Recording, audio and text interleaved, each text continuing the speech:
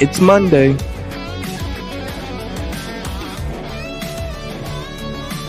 And you know we're bringing the sports heat as the days of summer dwindle down. Fall is on the horizon, and the Flex Zone never takes the season off. Episode 357 get you closer to your sports heaven. Looking at week 2, looking ahead to week 3. We got those picks. We got game ball, not so game ball. Who stood out and who wet the bed? Ravens fall to 0-2. And down the road in DC, Commanders get it done over divisional foe.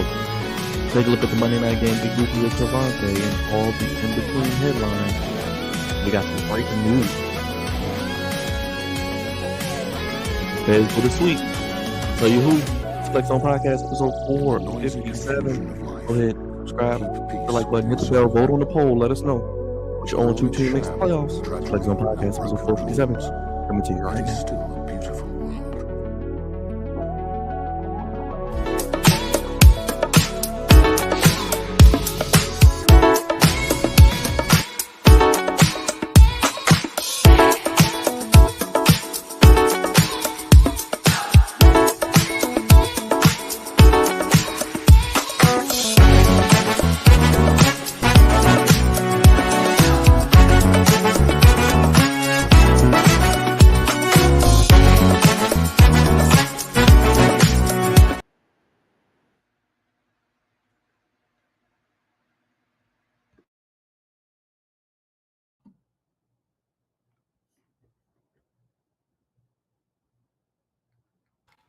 Oh, we live. We're live. It's the Flex On Podcast, episode 457. We're back live and direct ever so greatly. No seasons off. We keep it going from summer to fall. And one thing remains the same. The Flex Zone is the hit of the sports podcast table, fellas. Giving you sports how you want it. When you need it. We're talking Ravens falling to 0-2. What other 0-2 teams are in trouble? We got a poll. Make sure you vote on it. We're going to drive down to DC because we're in victory lane for a certain Commandalorian game ball, not so game ball, who stood out in week 2. And in week 3, we look ahead already in week 3. And we get goofy, of course, as well. The Flex Zone 1 Twitter, Instagram, and the Flex Zone 1 on Facebook, Flex Zone Podcast on TikTok, Flex Zone 1 at Gmail, and acknowledge the hit of the podcast table. Throw the ones up. Acknowledge us because we are the Flex Zone Podcast, and it is always our house, baby. Flex Zone's house. Episode 457. Let's get to it. Bad and lead off. It is my social media producer, the man who makes the streams pristine, the man who will be in Big D with some big meat this coming week. It is the one, the only Big Raj. What's going on, my brother? How you feel? No bread, no water, just meat. No bread, no water, just. Finish him, Daddy. That's one big son of a bitch! Yeah, you tell him that is one big son of a bitch. But your boy Big Raj is in the building. Another Monday. Got to recap this football weekend. Just here, ready to roll, ready to go. This next man, he is driving into victory lane today. It is the captain of the Goofy ship, the Commandalorian himself. It is the one, the only, Cravante Bebe. And I think after a win, he's okay with the song. Those haters can't stand us. Left hand up. Come on, Jay. Come on, Jay. Commanders. We fight for RDC. Come on, Jay. Who are we? Commanders. Commanders. Those haters can't. A victory Monday for Cravante Bebe. How you feeling, brother? Feeling good, man. Dre, I tell you, Well, you're the no, only that jam. Yep. Yeah. You're the only thing that makes I can stomach this. You're the only reason why I can stomach that song. You can stomach good. Me too. I feel all your shenanigans help a little bit, all of them. But goddamn, Dre doing the dreads is crazy. But I feel good. I'm gonna talk about some good things that I saw. Some things I'm concerned about, obviously, but the Victory Monday is always cool. Um, I don't know how many more I'll get, but I'll take them as I get them. Y'all already know how I get down. Last but not least, the OTC, the Tribal Chief, the Flex on Messiah, Mr. 25-8, the man who visits the sick and shut in and still makes it to work on time. He don't sleep because he's always.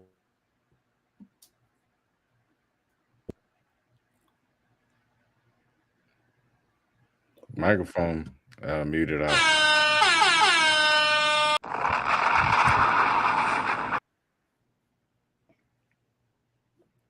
Jam. Go ahead, Dre. Acknowledge me. Hey, I'm excited to be here. Disappointed in our team, but I got hope for a bounce back. To it. The Ravens, they did fall. You know what? Let me go back. We do have some breaking news I did want to touch on real quick. Dre, I don't know if you were in here because I did put it on the thing. Rod has probably more details than I do, but it was announced that Sean Diddy Combs has been arrested at about Is this his sons too? Dre's over there signed. I mean, what's the latest details? Raj, I'm gonna go to you first. What is the latest detail? I don't know if you can pull anything up, but what's going on with this whole Diddy situation, man? You the one who told me about it, so I didn't know what was going on. I was at the gym. I was leaving the gym, and then I look up, and then I see that the FBI came and got your boy. You know, they came and arrested Diddy today. I'm not sure what all the charges are. I'm pretty sure we'll get a nice lengthy rundown of what's really going on with him. But we all knew this was coming. I knew this was coming a long time ago. It was only a matter of time. I mean, when the police raid your house or houses, it's like they're looking for something, they're fishing for something, and then you got all these allegations coming out. You got the Cassie video coming out, and then you got the chick from it's Dirty Danity Kane or whatever. Oh, So Dawn. Dawn, okay, you got Dawn coming out But soon. Dawn was from no, I'm sorry. Dawn was from Diddy Dirty Money. Okay, Diddy Dirty Money. I was about to say that, and then she won her lawsuit against him. So it's like he just got a bunch of stuff that's like coming out the closet that he just can't seem to get away from anymore. And then you still got the stuff with Tupac and Keefe D and his involvement with that. So it's just like they was like, you know what, bro, we'll give you a couple months to live out your best life. Let you Diddy bop around a little bit more. Uh, you know, mess with whatever chick you want to mess with. Because when we come to get you, we coming to get you. They came in like the Matrix dudes, they came in, like that, and then they just got your boy, man. They got your boy. So we'll get more details later on. I'm pretty sure, but it's not looking good for him. R. Kelly's waiting for him, and Rikers or wherever he's at. So go holler at your boy. Cravante, how you feeling, man? More goofiness. Yeah, more goofiness. Raj put that in the chat, and I was like, you know what? It's been so long. It's been so long that not gonna hold y'all. It's been so long since we talked about it. It's been so long since we got an update. It's kind of like, all right, life went on. Now, when Raj puts it in the group chat, I'm like, damn, he did. He was wilding earlier this year, wasn't he? So Finish him, Daddy. Finish him, did he? Is that what they said? Oh. But at this point, it's about time because, like I said, I forgot. So it's about time. FBI, like Raj said, once you're on their radar, and they got enough, they're your days are pretty much numbered. So we're here. At this point, it's like it's about damn time. Go ahead, Dre. I mean, like everybody said, I mean, we all knew this was eventually coming. It's just sad to see, somebody that we looked up to in the hip hop community and the downfall of Diddy. I'm sure there's a documentary or something on the way from on one of them channels coming out Produced by soon. 50 Cent. 50 Cent got something coming for him. If it's produced by 50, that's must see TV. I just want you to know that. Well, Dre, we'll keep everybody posted on the news about Diddy. Just breaking news if you haven't heard. Diddy arrested apparently his sons as well. But Dre, I'm gonna start with you, man. Ooh, we got his sons too. God. Apparently, that's what I No. saw in Academics' title when I was just scrolling the interweb. But Dre, it was a tough weekend for the Ravens. Tough weekend for my O's too, but that's another story for another day. They still lost 26-23, another 10-point lead blown. They're 11th since 2000 and what is that? Since the last 2 years. In the last 2 years. And 0-2 teams. 0-2 teams. They are. I had it written down. Let me see if I can find it real quick. I just had the note. Well, I mean, what is right now? It's 9 Since total teams. 2007, only 13 0-2 teams have made the playoffs. So I believe that percentage is like 13% or something, Dre. I don't know, some weird number. But we got a poll up. Bengals, Colts, Ravens, and Rams. Your Rams are also 0-2 as well. But anything new with any of these 0-2 teams? Anything you want to put on? I know we went in yesterday on the post-game show. If you haven't checked it out, we went in depth. We went on over everything. But go ahead, Dre. I mean, some numbers throw out there, like what you've been saying, right? 2 out of 41 teams in the last 5 seasons have made the playoffs that started 0-2, and that's the 2022 Bengals and the 2013 Texans. The Bengals right now, this is their 5th straight 0-2 start in the last 6 seasons. Right now, there are 9 teams both that are 0-2 and 2-0 right now. So right now, football is crazy. I know we have our poll up. The 4 teams that stood out were the Ravens, Bengals, Colts, and Rams. But I think that the Ravens, out of all those teams, the Ravens probably have the best shot to do it. I just feel like the Bengals were not that Joe Burrow is incapable, but it's with his injury history, and they just seem to be up in uproar right now with that Jamar Chase contract. So that's questionable. The Colts, I don't know what the hell is going on with the Colts. You have a good head coach over there. It seemed like everything was on the up and up, and they just can't seem to totally get it together right now. But they'll probably bounce back. But they're also in a division with the Texans and the Jaguars, and then the Rams. It's just too many injuries right now, so it's hard to overcome that. I think the Ravens have shown, though, out of all those teams, that they can do it. You know, yesterday had a 10-point fourth quarter lead, blew it, of course. But we've seen this same song and dance a few years ago. I think it was about 2, maybe 3 years ago. It was at home. I don't remember if it's the season opener, but it was a game in September against the Miami Dolphins, and similar situation. Up fourth quarter, you think the game is over, and then the Ravens lost. So we've seen this team do that, especially with a new defensive coordinator. I heard on 105.7 The Fan, they said that this is the 3rd time with a different defensive coordinator that they've lost the lead. So and you hate to say that this is growing pains with the Ravens, but this is something that the Baltimore Ravens have done. And it's getting to a point now where, like Rod was saying, you might really, instead of the seat being, at least make the seat warm. I'm not going to say fire him yet, but they need to start making the seat warm because it seems too comfortable right now with John Harbaugh. Yesterday, 2 egregious challenges, and I just don't understand those challenges that he had with timeouts that Lamar could have used later to help him win the football game, because with time on the clock, that's goofy right there. The fact that the Falcons are beating the Philadelphia Eagles. First cousins, man. NFC is wide open, everybody. Wide open. I mean, but we did say that the Falcons could. I think me and Byron said the Falcons can make some noise. But about the Ravens, a different bird right now.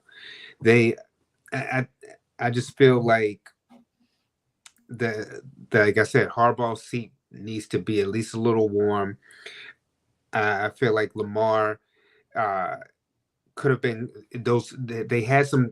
If they didn't use those wasted timeouts on those challenges, that could have been timeouts for Lamar Jackson to take his team down the field.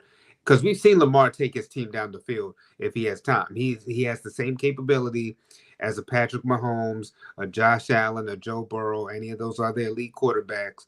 He can take them down the field. So I think it's just a total team collective that they have to really put it together.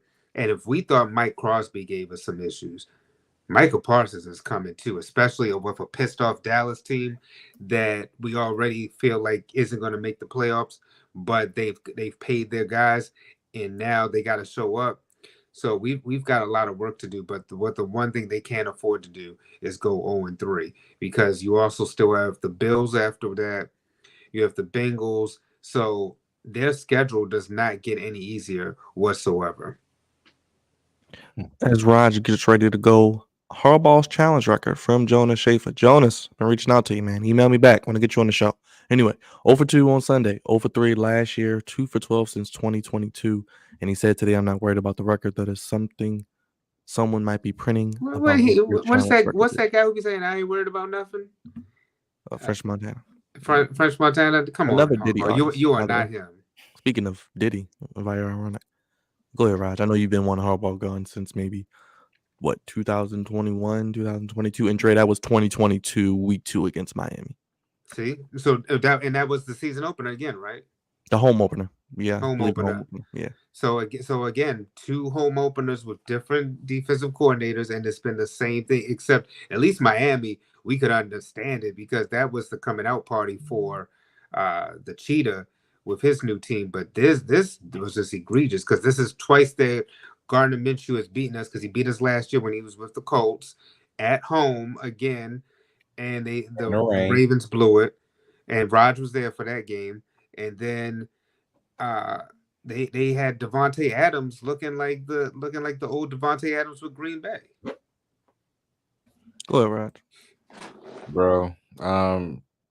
The loss didn't get any more better the next day. It just got worse for me, especially after listening to John's press conference today. I'm to a point where it's not even that I just want him gone. It's just the fact that he just I feel like he just doesn't care anymore. Like I feel like he just doesn't want to listen to anybody. He doesn't want to make adjustments. He think he's right about everything. And the fact that he called out Ben Cleveland the way he did was egregious. I would never have done nothing like that, but he pretty much was like, the reason why Falele is the starter is because in practice, he just he couldn't beat him out, and he can't beat him out. And I'm just like, bro, at this point, I just don't get it, man. I don't. And then on top of that, the challenge calls, he makes excuses for that, and they don't make any sense. And I feel like he's always deflecting blame to something else or someone else. Like he never like specifically takes blame for what he's done wrong as a coach. And the act is getting tired. The act is getting tired. And you see guys like Lamar Jackson on the sidelines just disgusted with everything that's going on. And I feel bad for him because I mean he got into shape. He looks fast, he looks good, he looks up to par, but it's like, okay, great. But now we don't have the offensive line that we had last year because we decided to go younger. We decided to give up on Morgan Moses, trade him to the Jets. John Simpson's a free agent. We're not even going to try to resign him, and Kevin Zeigler, who was an all-pro right guard. We don't even want to try to resign him. So we're going with a guy named Voorhees. We're going with Falele, who's not good at all, and we're going with a rookie and Roger Rosengarten. So it's like I feel the frustration since the Chiefs game. He just really doesn't have any time to do really anything. They don't consistently run the football as much with Derrick Henry as they should. They don't, and when they do run the ball, they don't do play action. So it's just like everything is out of whack. They're trying too many things.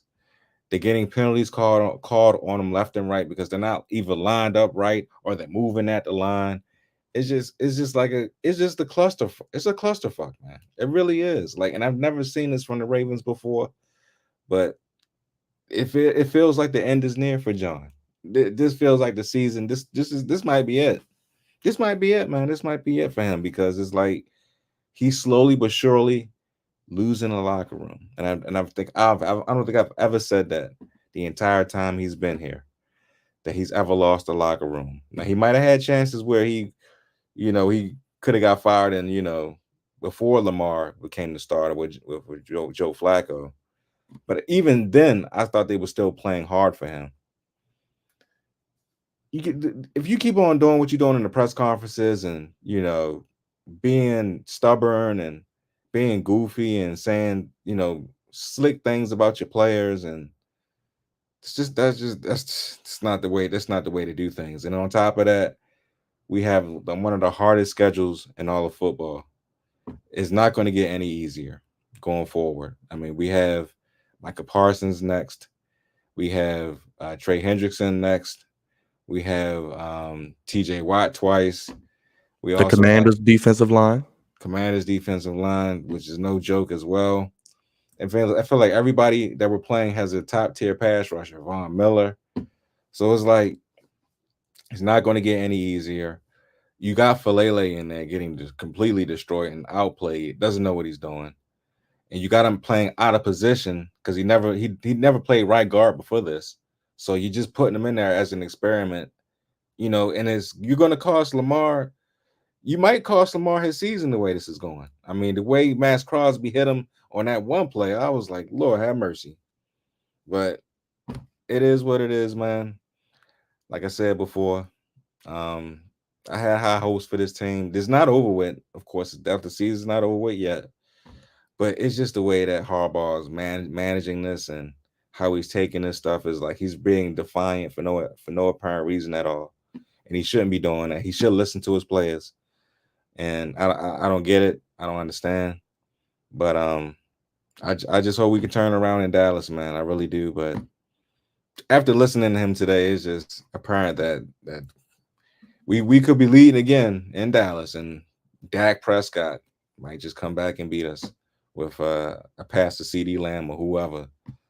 But yeah, man, it's bad. It's bad in Baltimore right now. It's pretty bad. Like everybody wants Harbaugh fired. like literally right now. If you listen to 105, you know they want his ass gone because he's not listening. And he keeps doing the same stuff over and over again. And you already said the record, Byron, what was it, like 11 losses in the last 2 years? Yep. 10 points or more. You can't have that. You're undisciplined.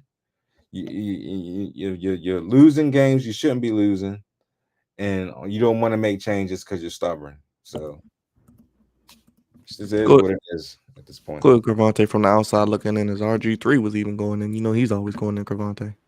No bread involved this time. Just no meat either. No. I'm about to rob something. Y'all know me. I'm dangerous. Tell him, Tank. Finger licking good special. That's what I'm talking about. I like that one. If you don't get I like the Michael Irvin joke. Yo.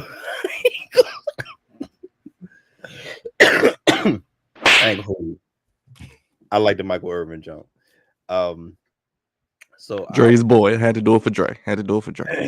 Get RG3 out, please get RG3 out of here. My heavens. So outside looking in, it's something to be said that it's something to be said about a team that is consistently losing the same way. And we're talking about multiple seasons the same exact way. That is coaching.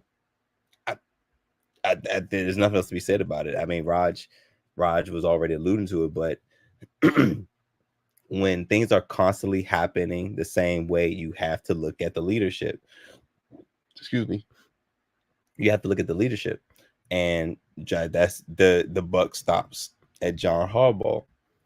Um, no matter what, no matter what goes on, that's who the buck. That's who the buck stops with, and maybe, and I've said this before. Maybe he's getting a little stale. Voice getting a little stale. Maybe it's time. It's time for something new. Now you hate that it like for a team that has such Super Bowl aspirations, you hate to see it go down like this after you paid Lamar. You this is terrible timing for this to have happened because you already invested what 30% or however much a quarterback takes up of the cap, and you still have all these holes, and now the leadership is reared its ugly head as far as mismanaging things. Absolutely terrible timing for this. But John Harbaugh's been coaching for quite some time. Him and Tomlin have been coaching for quite some time. John Harbaugh does not have the locker room. It's clear. Rod was talking about it before. He does not have the locker room. And also there's nobody in the locker room on the player side that can really round up the troops like that. Well, not on offense. Roquan Smith could be that guy defensively, but offensively, there's not a guy that can round up the guys. I said So that it, yesterday. I said that yesterday. oh well, there you go.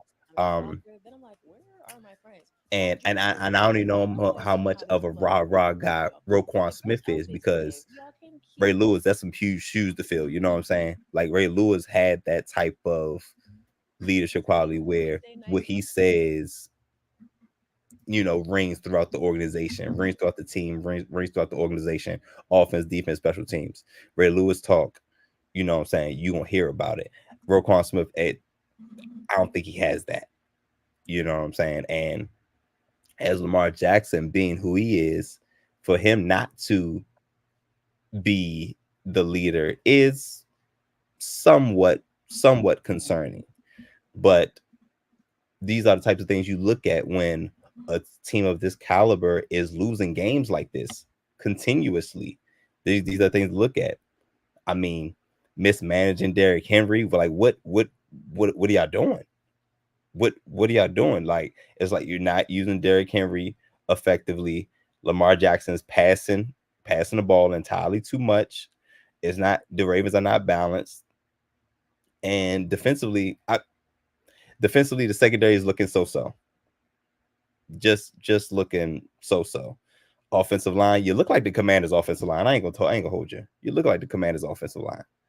It's not great. Not good, not great. If there's a dominant pass rusher that's coming to town, you're going to have some problems. So, that's just my 2 cents. But this is an absolute must win for the Ravens in Dallas. A must win. John Harbaugh, if they lose this game, John Harbaugh may not make it through the year. And the Ravens aren't really that type to like fire in season. Well, I let y'all tell me that doesn't seem like. Yeah, that's not really Ravens They to never do done that. that before. No, right. Yeah, even with Brian Billick, we waited to the end of the season. Brian Billick had a lot of mess ups towards the end of his tenure. Yeah. So, but typically, good organizations don't have those type of problems. So that's not surprising. So, but 0-3 would be a rough one. And you guys we already talked about your schedule. You guys have a first place schedule. You guys are already in the AFC North. That's 2 knocks against you because the AFC North typically has the higher winning percentage as a division. So y'all schedule gonna be hard just because you're in the AFC North. On top of that, you won your division. So this Dallas game is very, very important because I think Raj went down the list of the next couple opponents, and it doesn't get better. You know what I'm saying? So just to think that Harbaugh may not make it through the season is crazy because, like you said, the Ravens have never done anything like this before. But this is just different territory. We're going to different waters right now. So it's very, very, very concerning. And looking at the division, the Steelers are 2-0 and the Ravens are 0-2. This is an alternate universe. And it's funny because the Bengals and the Ravens both being 0-2, both of those teams lost to a team they wasn't supposed to lose to, and Patrick Mahomes. So it's like one's cool, Patrick Mahomes. Like, he get the ball last, they down by less than a touchdown. We know how that goes, and they got a top tier kicker. It happens. There's no shame in losing to Patrick Mahomes, but the Bengals should not have lost to the Patriots. No excuses. I don't care if it's week 1, and the Ravens should not have lost to the Raiders. Absolutely inexcusable. And also, one last thing, Justin Tucker. That's it. We done. Are we seeing the decline? I think we are. Ain't no think we are, because I said it on the post game yesterday. I said, you've got cats coming out of college who are able to hit from 60 plus. So the days of whether or not a kicker can do it from 40 to 50 are long gone. No, you've got people who they trying to push to 70 with some of these kickers. So for somebody that's in the past been, money, who didn't miss, I mean, he's 1 for 7 in the last couple seasons from 50 yards, but so those numbers, it makes you start wondering too about the kicker. I mean, yesterday Raj was saying, I don't know if it's the opera, I don't know if it's the chicken grease from Royal Farms, but that man ain't right. It could be both, the chicken grease and the opera, but the grease ain't right anyway. The gas station grease, along with the chicken. I don't know if it's the coffee, Finger licking good special. That's what I'm talking about.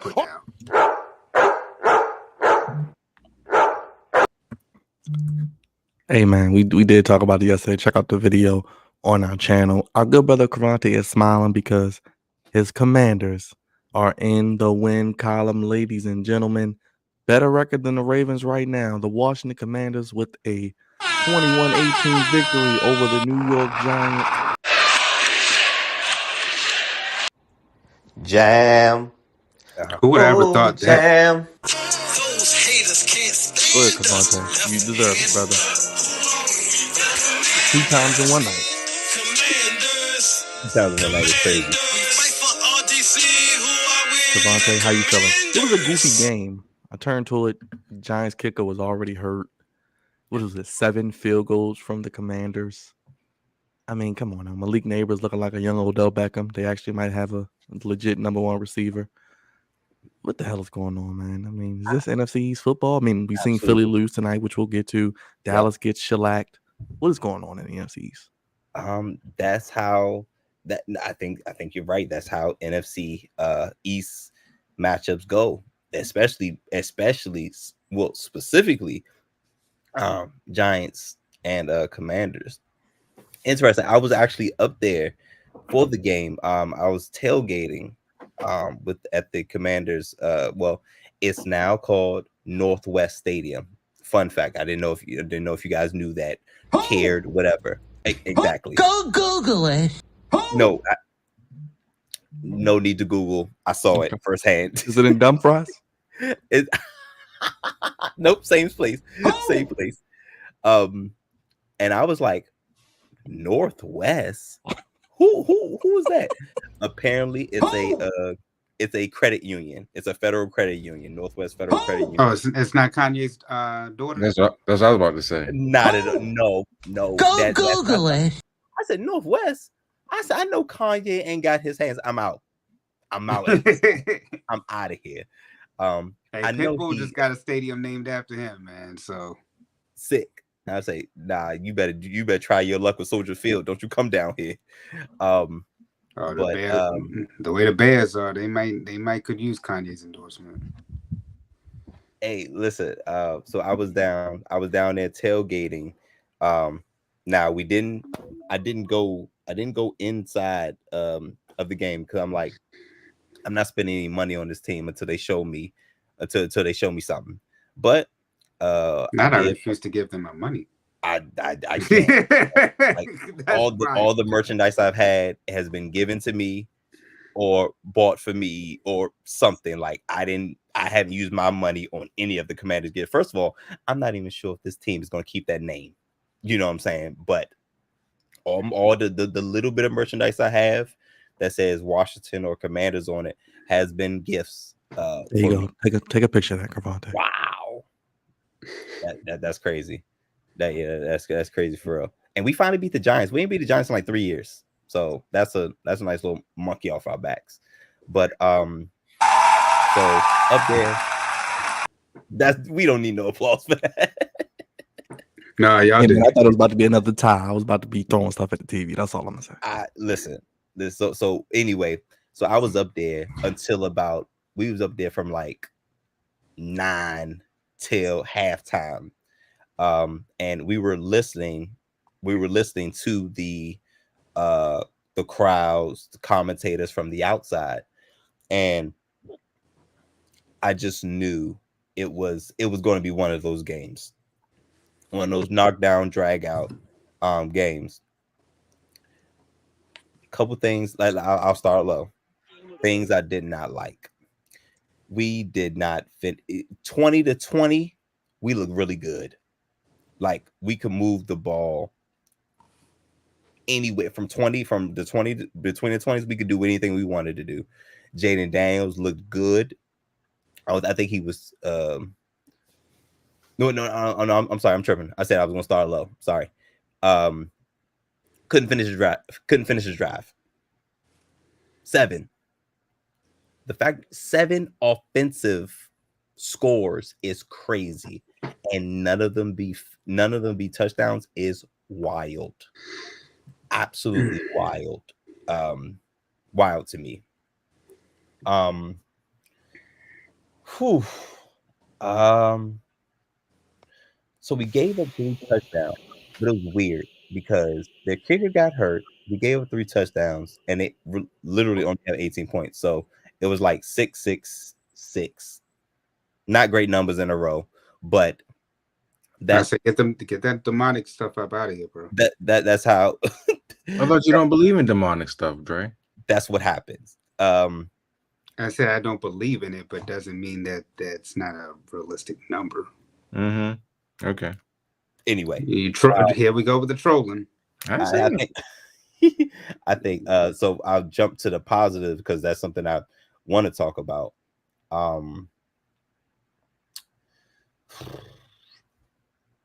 7 offensive opportunities is crazy. 7 of them.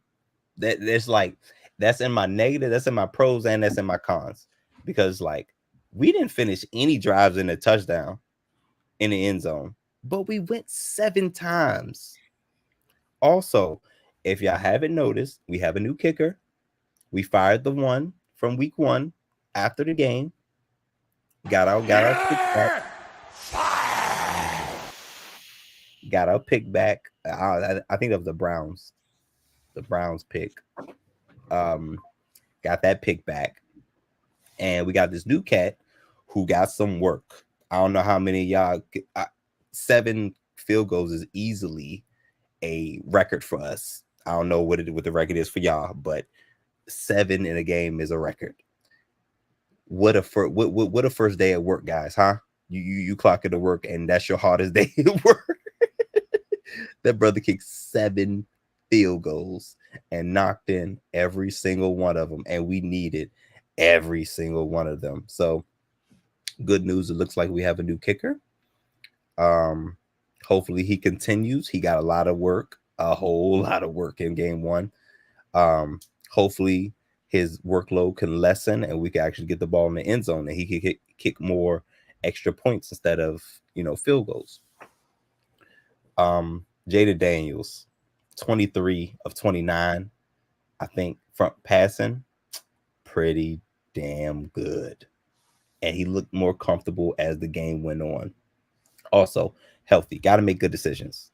when he's choosing to run, have to make good decisions. He seems to be doing that. He's passing the ball more. And guess what, guys? Who has a run game a little bit? Brian Robinson, 130 yards on the ground. That's balance. But That's that's when you drafted him, Cravante. You would love that guy. loved him. Absolutely great. I want to say 130 yards rushing. Unfortunately, he had 133 in the a big run at the end. Yeah, 133. He had a big breakaway, but he's a power guy. He's not a speed guy, so he got caught. As you know, we didn't score any touchdowns, so duh. But that's good balance. Good balance of run and pass. Jaden Daniels looked good. Did not turn the ball over and hasn't turned the ball over yet, if I'm not mistaken.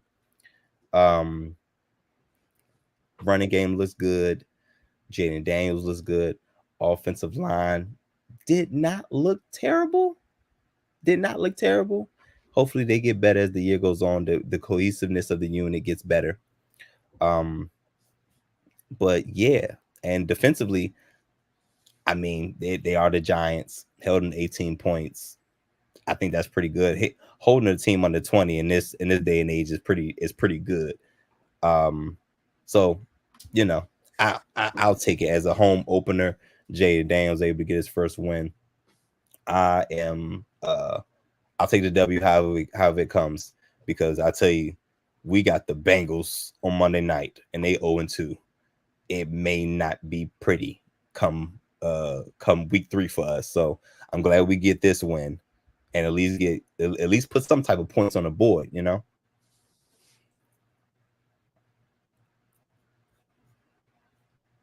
I was pulling up the schedule for you, Cravante. Let me get the schedule and for you. Take a quick look at the schedule. Go ahead, Cravante. And Malik, I see you saw the jersey swap. Yes. This is 2 very important games for both of those rookies. Obviously, they were teammates in college at LSU. Jaden Daniels, first game winning jersey, first career win game jersey, and Malik Neighbors, his first career 100 yards receiving jersey. So those are both very important jerseys to both of those rookies. And how about the other LSU receiver, real quick? Brian Thomas Jr. had a big day as well. I know it was a losing effort for the Jaguars, but he had a big game. So Jaden Daniels, man, they made each other, Cravante. We talked about that in the draft process, who made who, but they seem to both be really, really good neighbors. Thomas and Jaden Daniels seems to be the guy that the Commanders need. Looking at the schedule, Cravante, I mean, yep. You got the Bengals. Then you get to see Kyler Murray. Oh Get boy, to see Deshaun Watson. You come to Baltimore. That's gonna be fun. So the next 4 games, I think, will tell how your season's going to play out, because then you got Carolina, Chicago, the Giants, Steelers, Philly, Dallas. You know, your divisional games. You do have New Orleans a little later on, who's hot. Oh boy, it's gonna be an interesting stretch for a lot of teams. I mean, because they all got to play each other. Everybody's got a tough schedule, it seems, this year in the back half. Isn't that weird? Yeah. So okay, so if you go up to our next 4, listen, man, if somehow, some way we could pull off a 2-2, that would be amazing. But that's a tall order, because first of all, our next 4 games, 1, 2, 3, 4, 3 of them on the road. Well, Baltimore don't really count for real, but I guess we got Arizona, we got Cincinnati, the next 2 home. We're hosting the Browns, and then we gotta go up the street to play the Ravens. All 4 of those games are going to be tough. All to a 2-2 would be amazing to get out of that gauntlet. But Arizona looks really good. The Bengals, and I just feel like the Bengals and the Ravens are going to wake up at some point. And why not wake up against us? But 2-2 is my hope and my wish for this team, because like you said, these next 4 games could determine how our season unfolds. I'm hoping for 2-2 as well, but I don't know if we're gonna get that. Oh, let's look at the scores. We will. They will. before we get to the game ball, not so game ball. Thursday night, the Bills beat the Dolphins 31-10. Cravante, we touched on it a little bit on the post game yesterday about Tua. What are your thoughts on Tua, real quick? Should he said he's coming back, and he wouldn't get his money if he does retire, but they did bring in Tyler Huntley today. Skylar Thompson's going to start.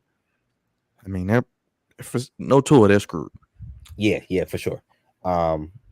For as an organization, yeah, it's a wrap. That's it. And Huntley getting signed, cool, but you know what I'm saying. Come on, there's limitations, but he's not starting caliber. You know what I'm saying. So that's unfortunate. But for Tua, I mean, we got to start. I know he's still a young man, but we have to think about your health, brother. How many concussions can one football player take in a career? Like I just knew once he didn't get up immediately, I was like, I think that's it. Like, I'm not talking about for the season. I'm talking about retirement. I don't know how it works as far as the NFL, like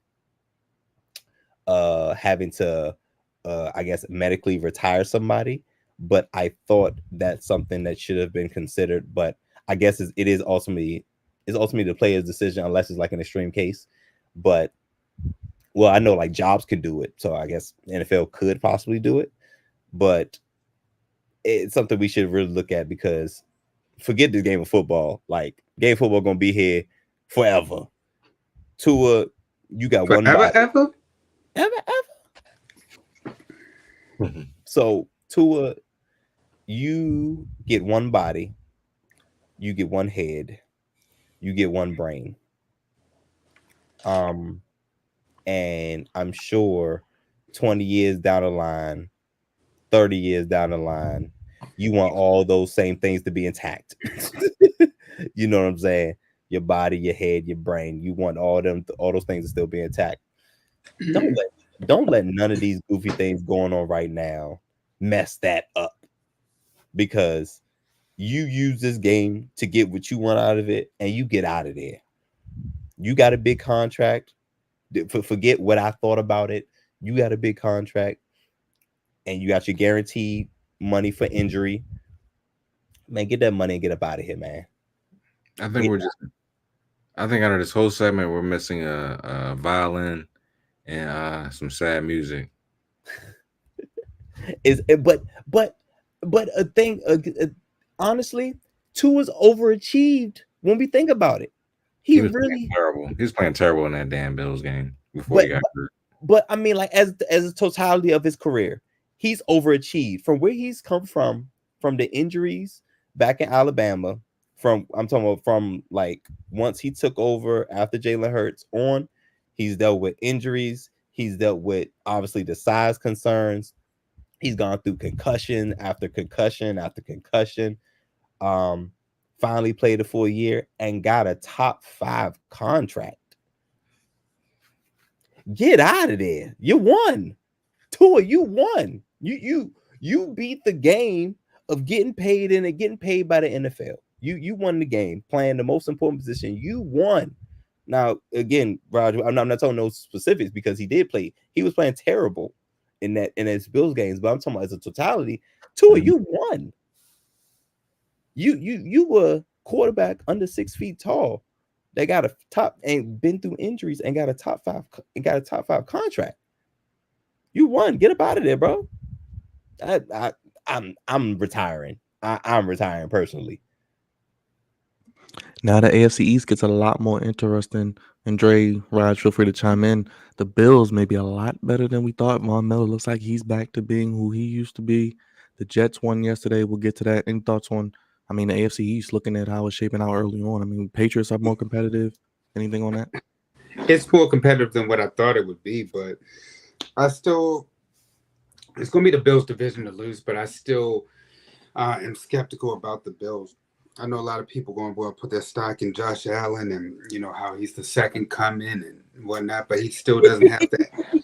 It's true. I don't hate Josh Allen.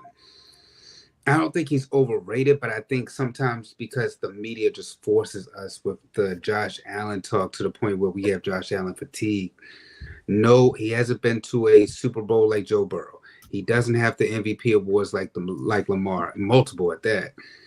So it's just like we keep making this guy like the second quarterback or a top five, and it's just not it. I mean, same thing with the Trevor Lawrences, the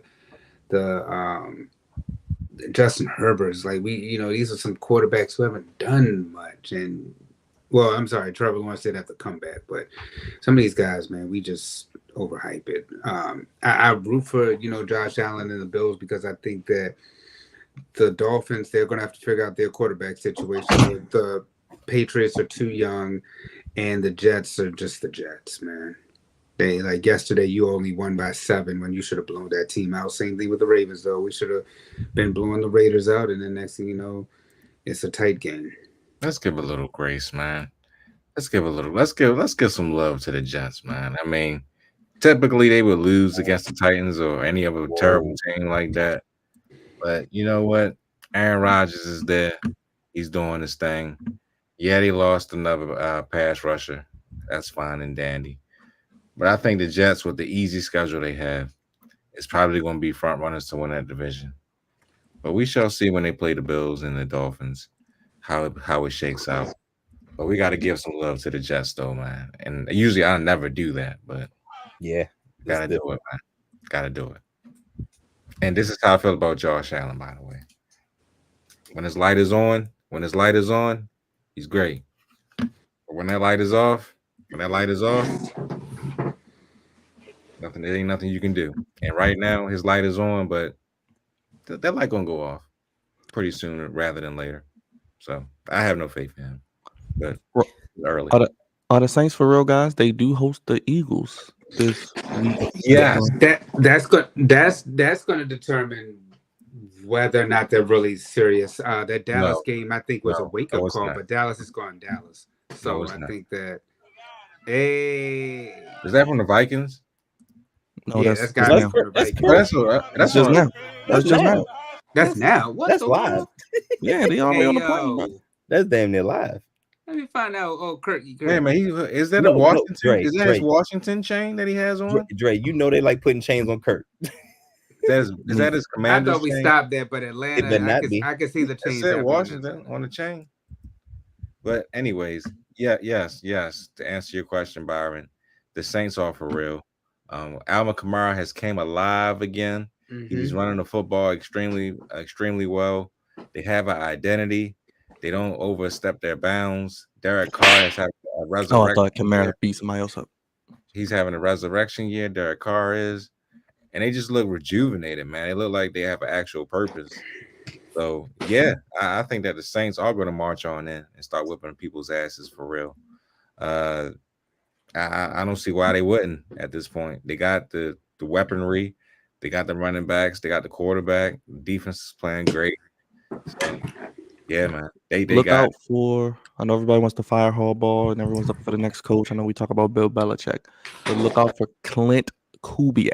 Yes, Kubiak. That is Gary Kubiak's son, former coach of the Houston Texans, former offensive coordinator of the Ravens, former Broncos head coach, won a Super Bowl, Peyton Manning, offensive coordinator for the Saints, #1 offense in the NFL. They blew out the Carolina Panthers last week, beat the Cowboys this week, and as mentioned, they have Philly. They go to Atlanta, divisional rival. They get Kansas City, which will be a Monday night game, I believe. And they get Tampa, Denver, Chargers, Carolina. So looks like the Saints may be in that playoff mix right then and there, Cravante. Yeah. So all right. So the interesting thing is that it's a Kubiak.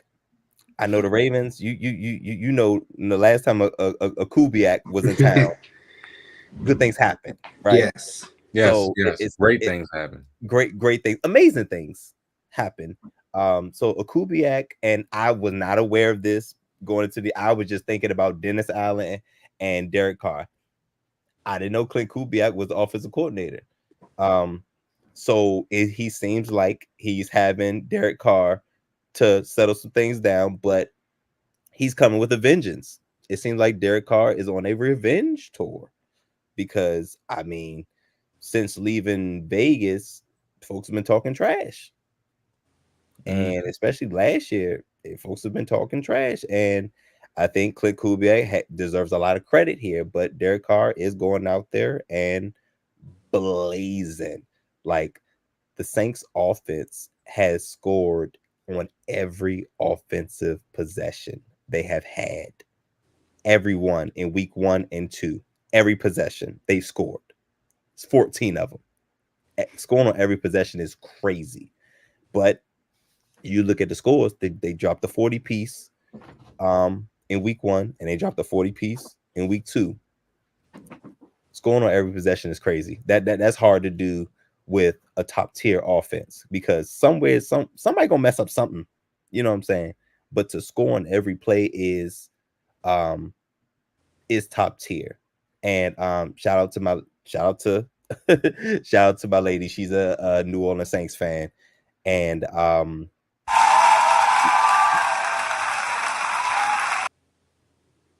she's a New Orleans Saints fan, and she said she was How did that happen? Her family's from New Orleans. Okay. Okay. And my mom is a Cowboys fan. So very interesting. Needless to say, I didn't hear from my mom yesterday, but and look who appears. Hey girl. But I want to say this. I told her I would say this.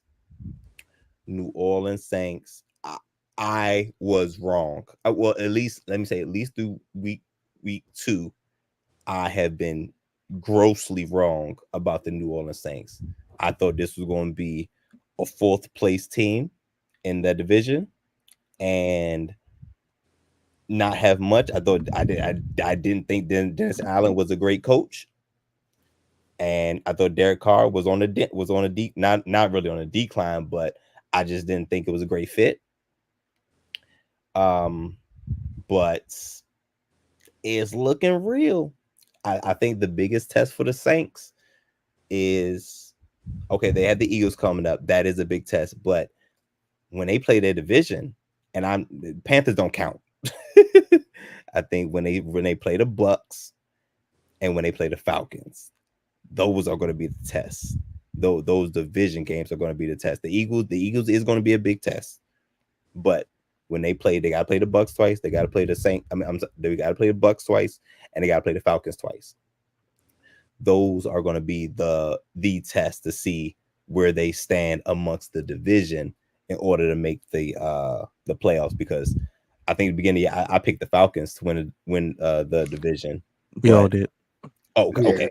So, the Saints look like the Saints are going to have a thing or two to say about it, and I have been incorrect thus far. I would like to see a little bit more because it was the Panthers, and the Cowboys going cowboy, but it is a little early for the Cowboys to be cowboy, and they don't usually cowboy this early. Usually they wait till December to start cowboying. So, the Eagles test is the next big test, but I'm waiting for whoever I think they play the Bucks next of the division opponents. I think they play the Bucks next. So I'm interested to see that matchup. Real quick, Dre, I gotta keep it in NFC South because Baker's balling, man. Your boy is getting it done. That money, they got a bargain actually because I think he only got like $60 million. So yeah, I think $60 million guaranteed out of $100 million contract. yeah, but they pissed that out. Man, Baker Mayfield balling. I can't believe it, especially against my boys, the Detroit Lions. But much needed win on his end, and they could be the first team in a while to actually win their division back to back. So I'm excited to see how it all shapes up and pans out. Real quick, Packers hold on without Jordan Love. Raj, how you feeling? Oh, let's get you on screen, brother. Show you the love. There it is.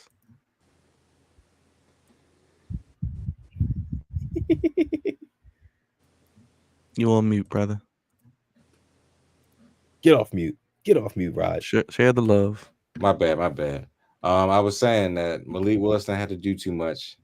He pretty much they ran the football. They ran the football very effectively, and they pulled out a win, man. So shout out to Malik Willis. Shout out to Jordan Love, my boy.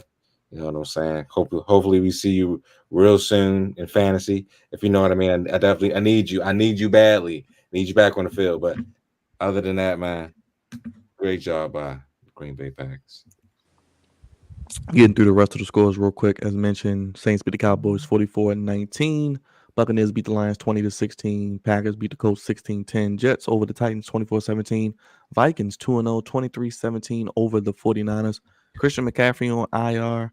And it has now been announced Debo will be missing some time as well. Are the 49ers in trouble, guys? Ugh. Like the Rams. If your star players aren't around, it's gonna be a long season. Hey, listen, and yo, Byron, who is that good for?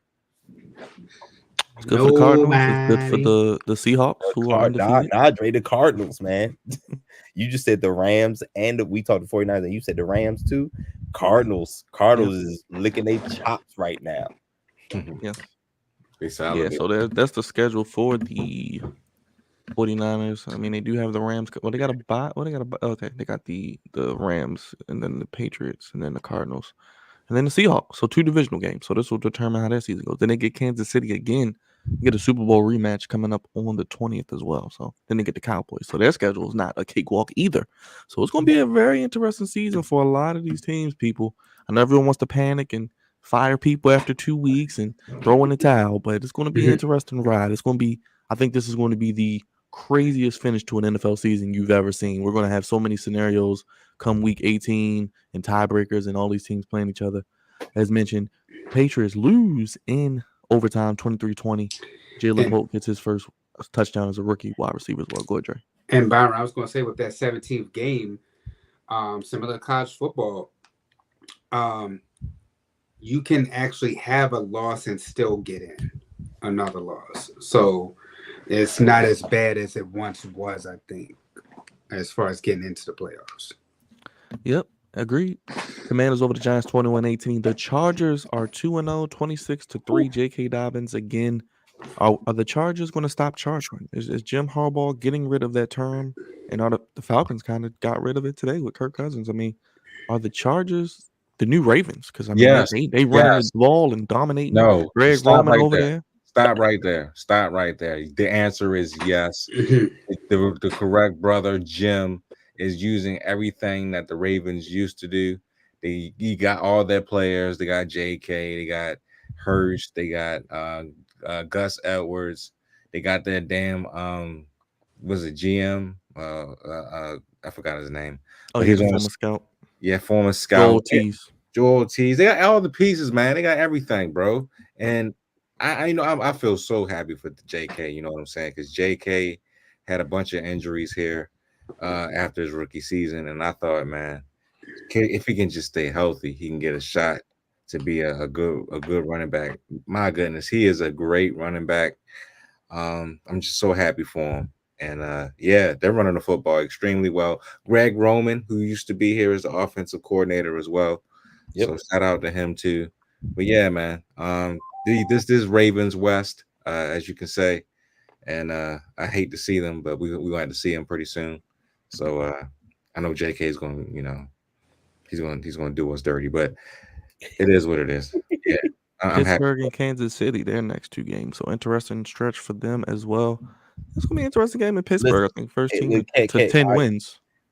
Listen, so I'm going to say something a little out there, a little on the ledge. The Chargers have the formula to beat Patrick Mahomes and the Chiefs. No, you're not crazy for saying that. They have the formula, and I'm inclined, and I'm not going against the Chiefs this year. I'm considering going against the Chiefs in one of them Chargers. And remember, Mahomes owns the Chargers, Cravante. He has like a undefeated record or something against them. Some crazy stat. Yeah. But things are different in LA now. Things are different. So, and also, I've also been on record saying this. Justin Herbert is going to have a career low in passing yards because Jim Harbaugh and Greg Roman on the same coaching staff, boy, they're gonna run that ball. They are going to run that ball, and Justin Herbert is only going to throw when he has to. So Career low in passing yards, career high in wins, right? Them 5,000 pass yards, 4,500. He may not get there this year. Career low in stats, career high in wins potentially. As we see, I'm sure he'll take that. He'll take that. Browns 18-13 over the Jaguars. They find a way to win. Deshaun Watson running a lot. Raiders over the Ravens 26-23. Marvin Harrison Jr. 2 touchdowns. Cravante before the first quarter was over 41-10. It makes sense to throw him the ball, don't you think? Of Where's the course. applause? Where's the applause? Oh, I got you. I'm working on it. Where's the applause? My God.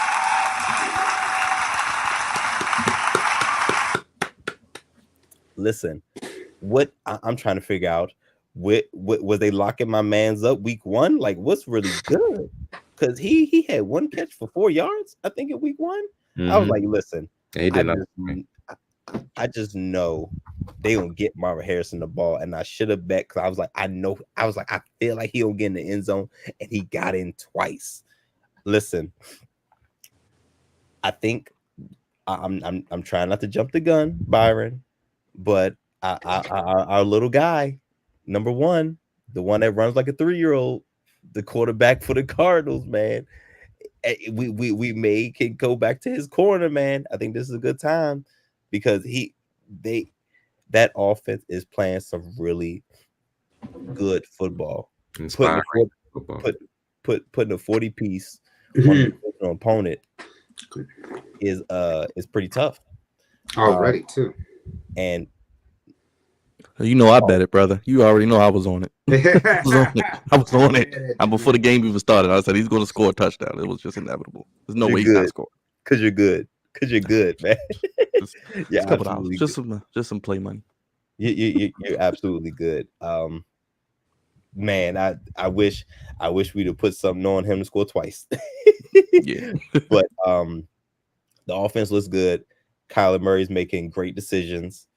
And I think, you know what Nick Gannon, what's his first name? The head coach, Gannon. His first name is Gannon. I can't remember his first name. Jonathan Gannon from the Eagles. He was the Eagles defensive coordinator. D coordinator. Yep.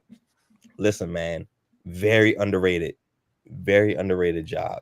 What he's doing at Arizona, because even last year, even though they lost a lot of games, you can see them playing differently.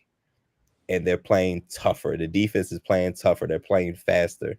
They're playing like they have something to play for. And Kyler Murray, he seems like he's putting down. He not playing Halo as much. He not playing GTA as much. He put down the Call of Duty, and he looks like he's really locked in on playing some football this year. And he has a guy. He has a guy at wide receiver. Boy, oh boy, does he have a guy at wide receiver. He only caught 4 passes, 130 yards. Crazy. And they put up a 40 piece on the divisional opponent. The Cardinals and the Saints are very surprised. Look very surprising right now because even though the Cardinals lost to the Bills last week, they gave the Bills a run for their money.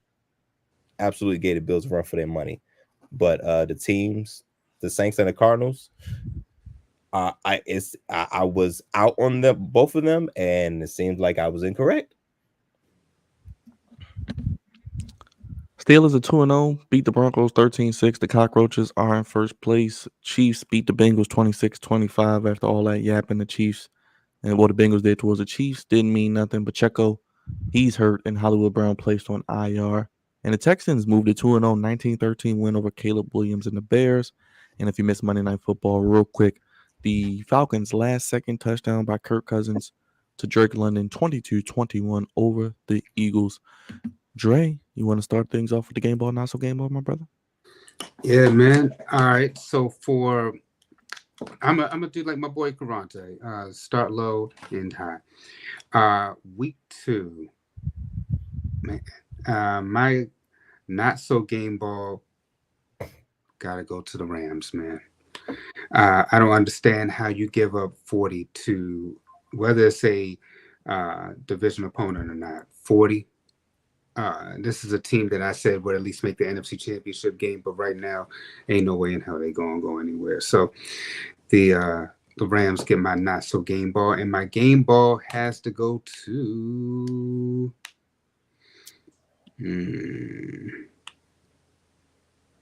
I'm gonna give it to Alvin Kamara because my gosh, big fantasy day. Big fantasy day. Yeah, whoever had Alvin Kamara, you probably won just off of him. We had an Alvin Kamara site, and I didn't even know the brother was still playing in the league. Like that's how much of an APB has been out for Alvin Kamara for the past couple years. Well, he was in trouble for a little bit. He was in trouble for a little bit. Yeah, he was in legal trouble. He was, but I mean, yeah, yesterday he whatever legal trouble was, he came out running like he was running from the police, man. He had a hell of a game yesterday. Continue that, keep that same energy, help Derek Carr, and I'm pretty sure you guys can go far. Go ahead, Raj. Well, my not so game ball is quite simple. It goes to John Harbaugh.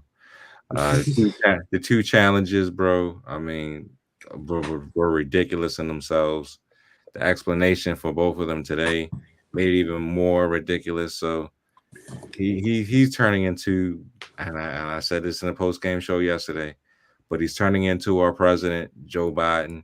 I call him John Biden Ball because he's clueless when it comes to certain things.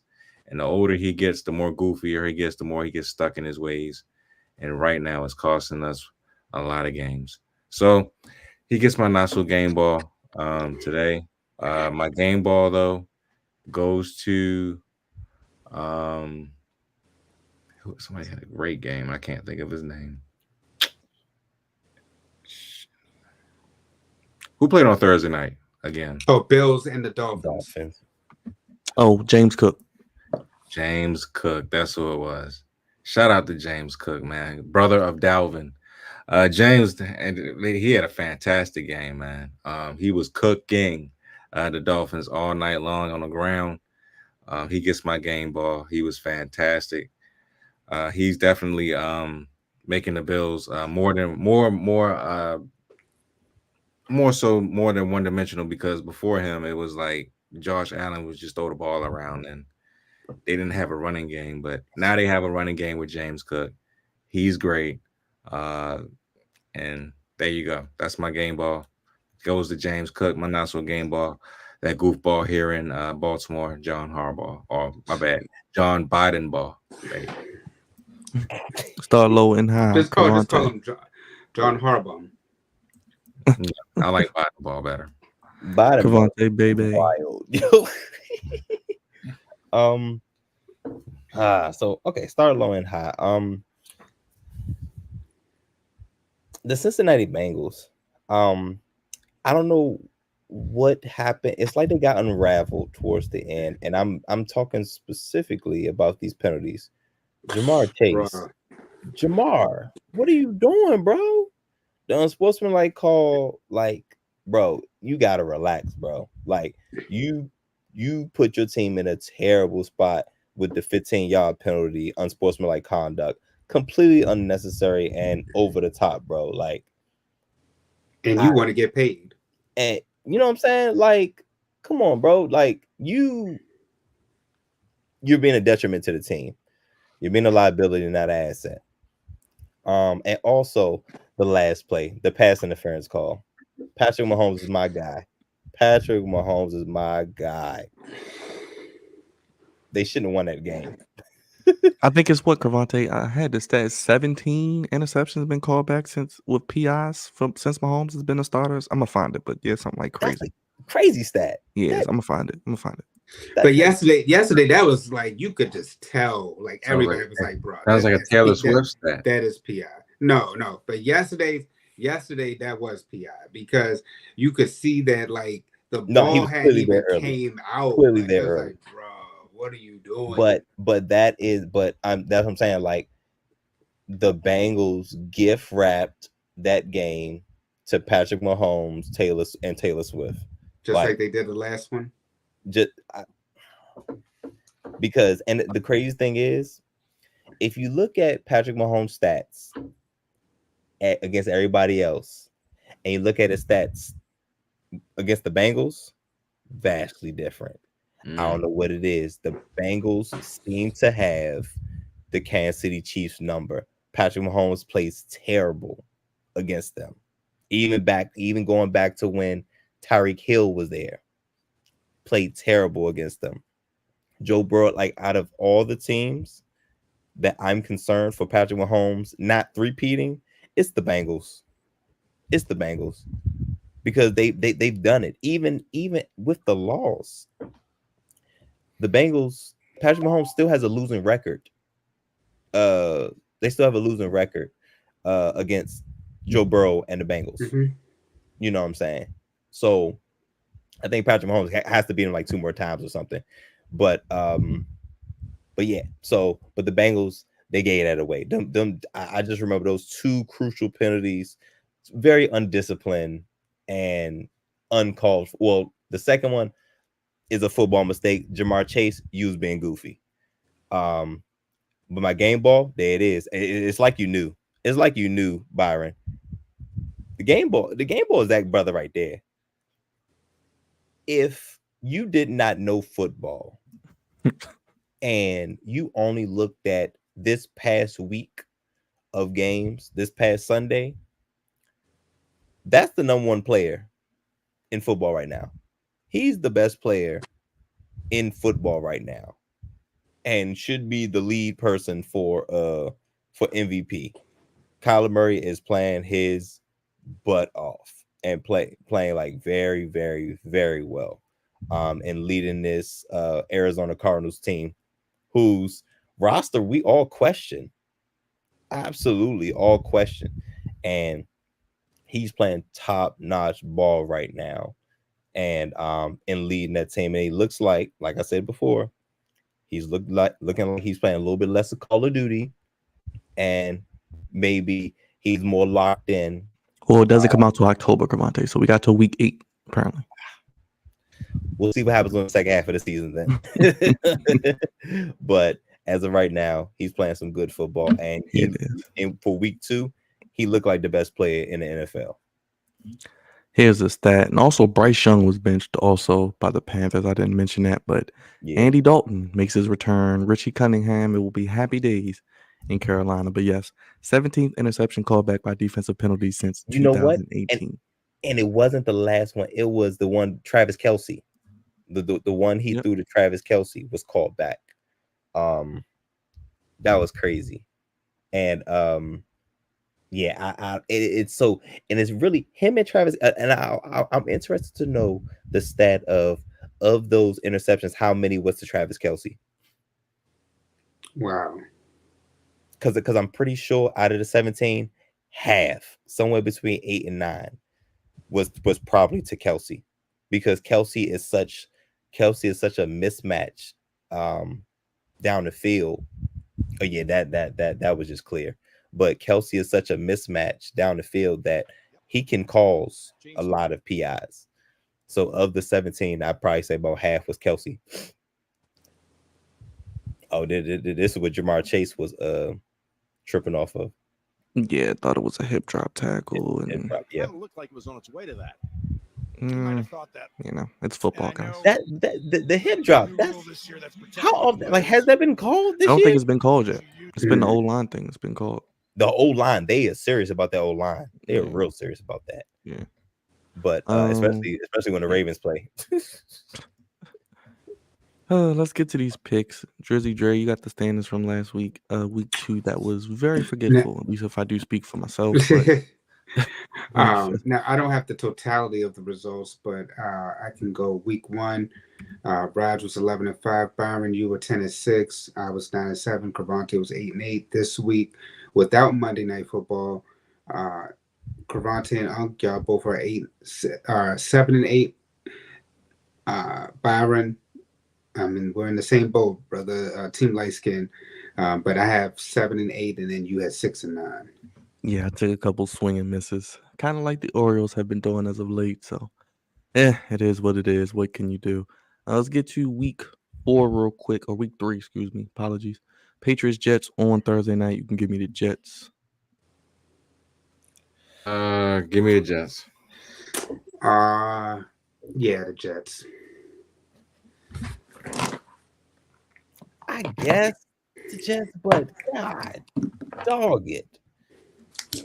This is one of them games. This on a weird night. It's a divisional game. It's in New York. All right, Jets, man. Giants Browns, another fun one. Oh, Giants. I mean, my bad. No, I'm sorry, Browns. I The know you're Browns tired. better Coach. win this Yeah. game. I'm extremely tired. But yes, Browns. Yeah, I'm gonna say the Browns too. The Yeah, you Browns give me the better Browns win as this well. game. Everybody say the Packers Browns. Titans. Give me those. Oh, wait a minute. Hold up. I'll take the Packers. Ooh. But Malik, oh gosh, That's Yeah, what- Malik Willis returns to Tennessee. and Will Levis. Ugh. Yeah, have fun with that. But the Titans are poorly coached and poorly managed. Man, I'm saying Green Bay, man. I'll go with the Packers. I'm gonna roll with we're in Green Bay. We're in Green Bay. Give me the Titans. I'm gonna just go out on a limb. Let's go out on a limb. Give me the Titans. Give me the Titans. Bears Colts. Oh gosh, another 0-2 team. I'm gonna take Anthony Richardson. I'm going with the Colts. Yeah, give me the Colts. I don't like this. I'm gonna go with the Colts. I'm with you, Roger. I'm gonna go with the Colts too. Caleb Williams has not looked good, and now he's going on the road. I don't know. All those weapons, and what I tell y'all, beginning of the season. The Colts are due for a bounce back, and it's at home, and they got a better coach.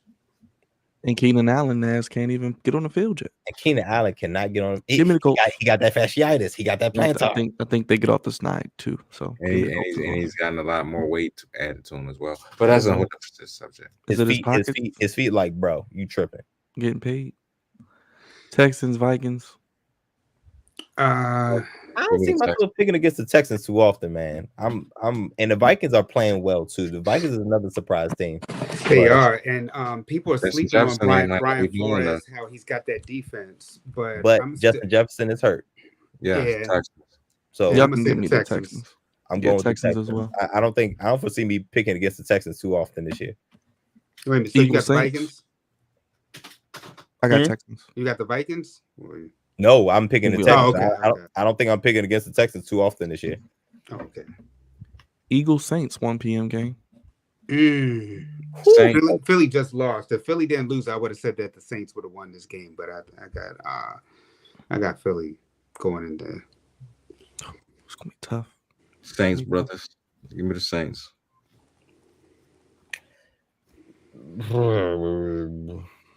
Saints. Yeah, I'll go to Saints. Give me the Eagles with you, Dre. They're gonna lose eventually. This might be the one. Chargers Steelers. This is actually the game I'm looking forward to most in the 1 p.m. window. I'm rolling with the Chargers. I'm rolling with JK and them boys. Ravens West, baby. Byron, do you see that total? I don't even know if it's going to be that high. I don't think it's going to get there. 17-14. Right. You know, give me the Steelers, man. This is their type of game. They're the cockroaches. And watch this be the game the Steelers win. This is it's a one upset every week, and I'm tempted to pick the Steelers, but I think the Chargers. Listen, man. Go. I tell you, with the Steelers and the Falcons just proved me right again on Monday night. The Falcons and the Steelers just don't like doing what I want them to do. I'm gonna go with the Chargers. I'm gonna go with the Chargers because I just think I like the Chargers at quarterback than I do the Steelers. I'll go with the Steelers one more week by myself. We'll see how it goes. Broncos, Buccaneers. I think we all agree Buccaneers going to 3-0. Buccaneers. Raiders, Dre. Go ahead, hit it for us, man. They're going to hit the 2-1 because they got the Panthers. The Raiders. Yeah. Monday night. Everybody going to choose the Raiders. Yep. Dolphins go to Seattle with no tour. That's going to be hammer time. Seattle. Seattle. Mike McDonald 3-0. I'll come back to the Ravens and local teams. 49ers, Rams, Dre. Ooh, man. Give me the 49ers. 49ers. At least it's the the hurt. Yeah, y'all can give me 49ers as well. Yeah, 49ers. going down the street. Lions, Cardinals. What a game this will be. I'm gonna take the What's that total? What's that total? Ooh, 52. Whew, my God. Detroit's gonna have a bounce back, bro. I'm There ain't taking no way they lose back to back. Yeah, give me Detroit. Rod, who are you picking, yo? Lions. Okay. You know you want to roll with your boy Carton. You want to roll with your boy Kyle Murray. You know you want to. I'm gonna go with my boy Kyler Murray, yo. I'm gonna go with Arizona on this one. Wow. Okay, you broke the streak because we've been agreeing on most of these games, man. Yeah, I gotta break that up too. Okay. Chiefs, Falcons on Sunday night. I'm going, Chiefs. 1, 2, 3. Everybody already know. I don't trust Kirk Cousins in prime time. Are you serious? Commanders go to the Bengals on Monday night. Cavante, you going with the upset? I am. I'm going with the Commanders. Okay. I'm going with the Bengals. I am not, but okay. Rod, okay, come on with the upset then. The Bengals are 0-2, man. This must win territory. So they better win for their season's sake. They going 0-3. Damn.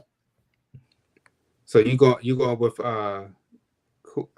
everybody? So everybody's going with the Bengals except Yes. Yeah. And we got Ravens, Cowboys. Rod will be at the game on Sunday, 4:25. Tom Brady on the call. Get to hear Brady. Good to hear Brady. I'm picking the Cowboys just because I don't really know what the Ravens are going to do right now. Ravens must win, man. I'm gonna go with the Ravens, man. Must win. Dre? Yeah, same here. Ravens have to win this. I'm not picking the Ravens to win anything. You picking the Cowboys? Of course. I told you yesterday. That's crazy. Yikes. I don't know what to think. I don't trust them. I mean, I don't trust the Cowboys either, but it's bad. It's bad right now with the Ravens. It's like this. The Cowboys just got that ass whooped worse than the Ravens. I know, but I don't trust Harbaugh like at all now. Like he's losing the locker room. Like it's something different. I can sense it, but we'll see. Hopefully, I'm wrong. Well, that's our week 3 picks. We'll see how it plays out and get the standings. Oh, wait a minute. Did we do Jacksonville and Buffalo? We didn't do that. Oh, shoot. Just 2 Monday night games this week. Joy. Buffalo. Yeah, Buffalo. I'm sorry. Yeah, 1, 2, 3. I forgot. Jaguars. The old Monday night double header. Who said conversation? You picking the Jaguars? Huh?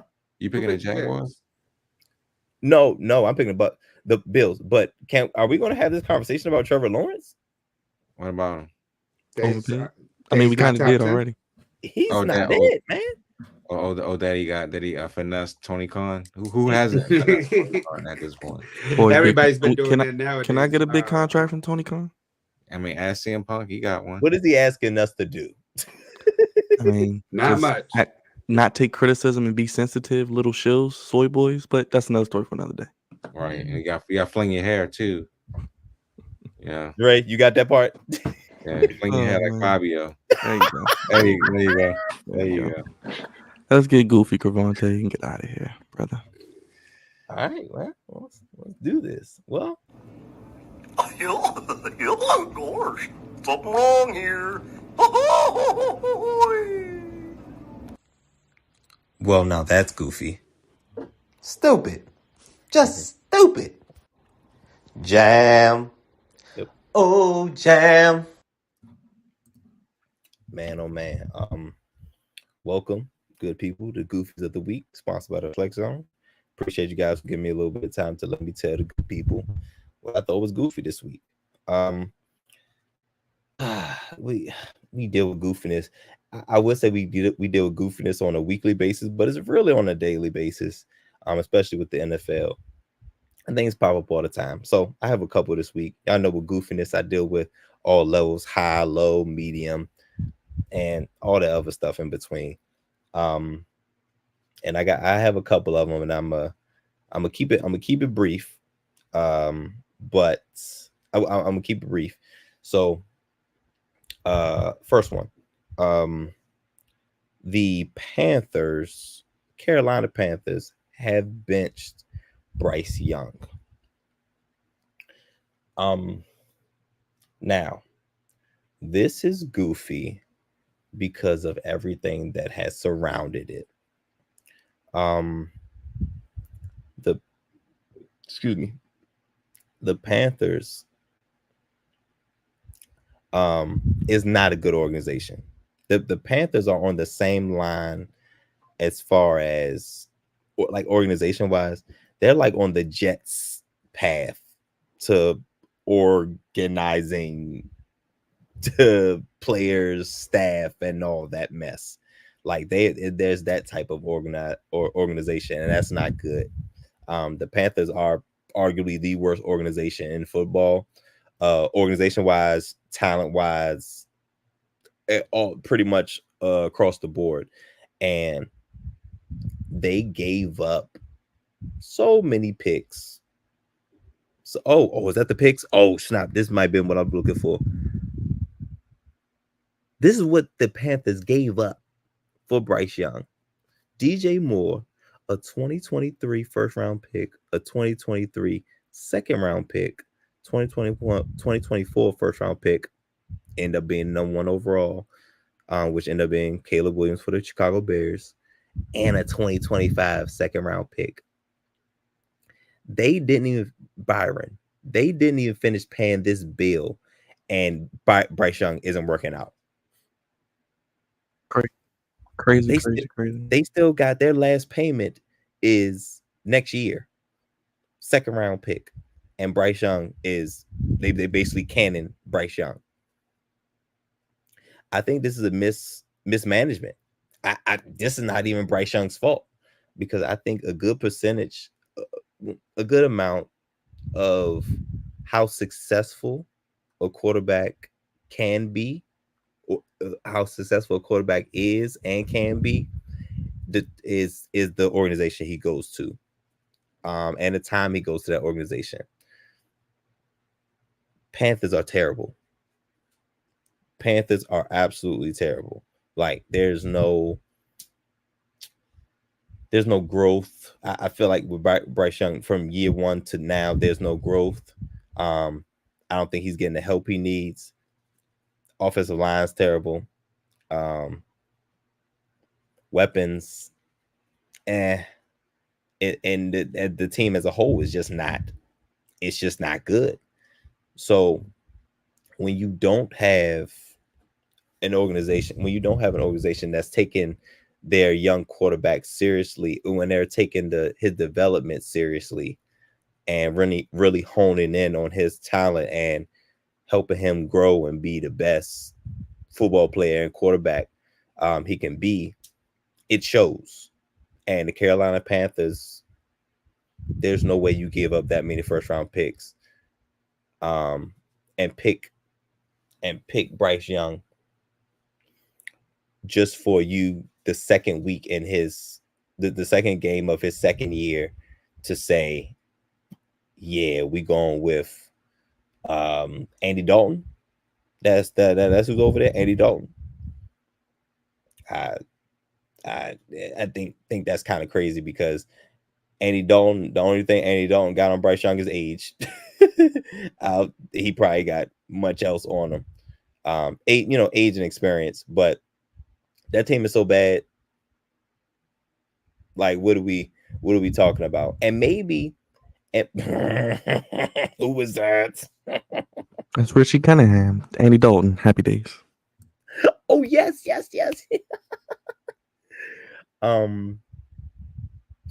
So he's playing quarterback now. And maybe they're just saving. They're like, we just don't want Bryce Young to get hurt. Excuse me, because he's small and like frail and all that. But your team is in shambles. And remember, this is the same team that gave up multiple young superstars, and Brian Burns, and obviously Christian McCaffrey. What he's doing with the 49ers is crazy. And just giving up all these guys and giving up all these picks, it's like, what are we doing? DJ Moore, what are we doing? Why would you give up a wide receiver when you're getting a quarterback coming in. I just thought that was dumb. I just thought that was goofy. I thought that was stupid. And that's the Carolina Panthers. So I'm not surprised that Bryce Young's doing well. I don't think Bryce Young ever had the talent to be able to overcome goofiness. Like there's some quarterbacks that can do that, and a lot of quarterbacks can't. And I think Bryce Young is in the can't category. And that's not a knock against him. It's just the Carolina Panthers is a terrible organization, and it's really unfortunate. But next, oh man, I sent this, Byron. I sent this to you on Instagram. They were doing some wild stuff in Dallas, man.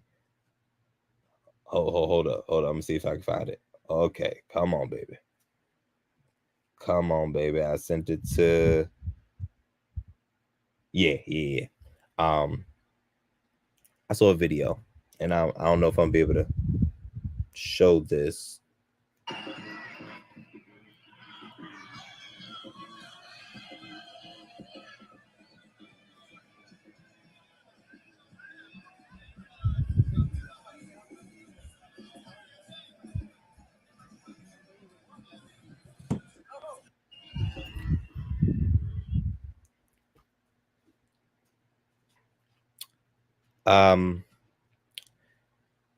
Listen, y'all know me. I'm here for a good Cowboys beatdown. I'm here for it. However it comes, I'm good. I'm here for a good old Cowboys beatdown. And I'm here for a beatdown in Jerry World. But like I've said before, home field, Jerry World, AT&T Stadium is just like Madison Square Garden. It's not home court. It's not home field for real. People go there to show out. You know what I'm saying? So it's not really home to. It's home to the Dallas Cowboys, but it's not really home field. You know what I'm saying? But them losing big is one thing. Them losing at home is another thing. But for New Orleans to have an on the road parade in Dallas is hilarious. Is what I need you, Byron, and I would need everybody to understand. That is hilarious because we know that's what New Orleans that's what they do. They get down like that. They have parades. It ain't got to be. Nothing ain't got to be going on for New Orleans to have a parade. And they did a parade in a whole nother city, like at a minute's notice. It's parade time. Let's get these instruments. Byron, where did instruments come from? They bought them on the well, it's a short drive, I think, from Texas to New Orleans. You know what? It's probably not that. It's probably not It's that not long. too bad. It's probably not too bad. For people that really tailgate, because I'm not one of those. I tailgated this past Sunday for the Commanders and Giants game, but I'm not a true tailgater. I'm not going no more than an hour. 7 hours, about 7.5 hours, according to Google. That's dedication. That means you waking up real early. You know what I'm saying? To make that trip, and you bringing equipment with you. You bring equipment with you, bro. Just in case we do work. That's crazy. I wonder. This can't be the first time this has happened. I refuse to believe this is the first time, Byron. I refuse to believe this is the first time this has happened. Like we need to go back and see any other Saints road wins and look to see, has there been a small parade that's happened? Having a parade in Dallas is amazing. Having a parade on the road is wild because that meant you planned for it. That meant you planned for it. When you stay ready, you never got to get ready. They at a drop of it, like you just got your instruments in the car, yo. Well, maybe a lot of them live in Texas because unfortunately, when Katrina happened, a lot of people did end up in Texas too. So maybe that could be part of it. So they were just waiting there. You're absolutely right. A lot of them probably did relocate to Texas, and then they brought their instruments with them. Oh yeah. At a drop of a dime, it's parade time. You understand me? And that was a sight to see, especially at the expense of the Dallas Cowboys. I am here for all of it. I had a good chuckle, I had a good laugh, and Cowboys fans was sick, absolutely sick, because they never had a chance. Saints jumped on them and never looked back. They went from game to parade, and it almost looked seamless. Just as the the the Saints was marching in, that's what it looked like in the parade, because they was marching. They was marching on the field, they was marching in the streets, doing whatever they wanted to do in both places. Absolutely crazy. But those are my goofies of the week. We got the New Orleans fans doing their best, doing their best New Orleans impression, and doing a parade in Dallas. And of course, the Carolina Panthers organization being just terrible and just making life terrible for Bryce Young. And now he's going to he has to leave now, Byron. I think he has to leave. There's no way, even if Sam Darnold does terrible, like there's no way you can continue your career, post, that second contract. I don't think he's going to be in Carolina too long. But there's a thin line between goofy and great, and all those good people, all those bad people on the wrong end of it. Got to do better. Oh, gosh, something wrong here.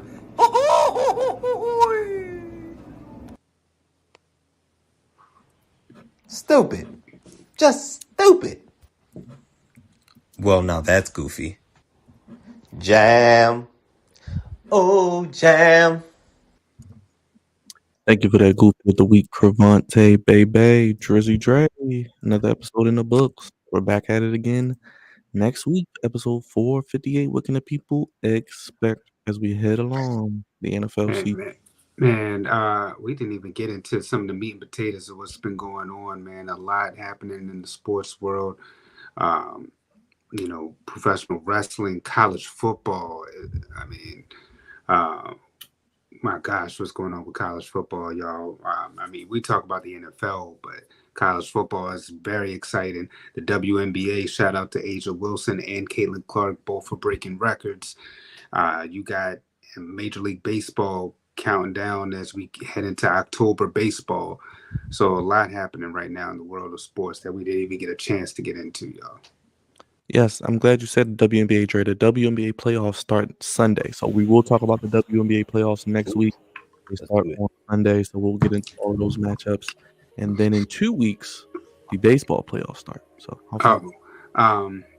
prayers up for, of course, Angel Reese with the season-ending injury. A lot of us here are for Baltimore, so we hate to see that her season ended in the manner that it did, but we know she's going to bounce back and come back even stronger and hungrier. And then also a very special shout out to two people who are supporters of the Flex Zone, Justina Pollard Bullock and my man Daryl. Happy birthday to y'all. Yes, big happy birthday to Justina and Daryl, two Flex Zone family members who always support what we do here on the Flex Zone podcast as well. Yes, next week we will be talking WNBA playoffs, Ravens, and Dallas. We'll recap all of that. Raj will give us his first-hand account of the game, the stadium. Well, on the post-game show, but on the show also as well. And maybe a Ravens super fan may be joining us as well. He'll be in Dallas as well, Raj. So you may run into him out there fussing at players and talking about them in their podcast.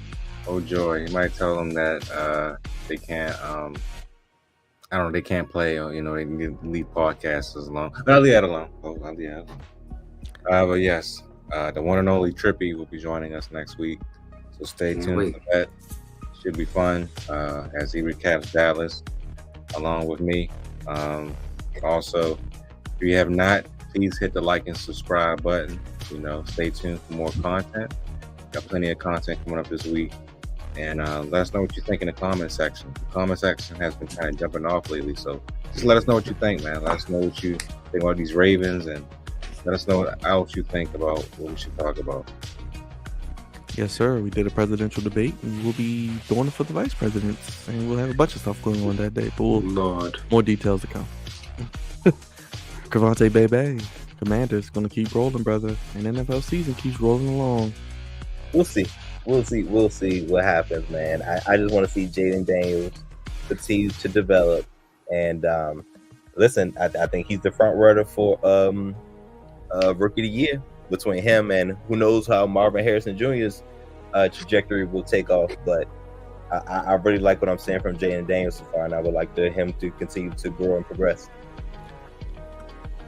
Senior producer, co-patriarch Cravante Bebe, the Mandalorian, other co-founder, executive producer Andre Melton, senior producer Cravante, as I mentioned, your social media producer Big Raj, and God's favorite host, yours truly, associate producer. Big shout out to everybody in the chat for tuning in and showing us some love.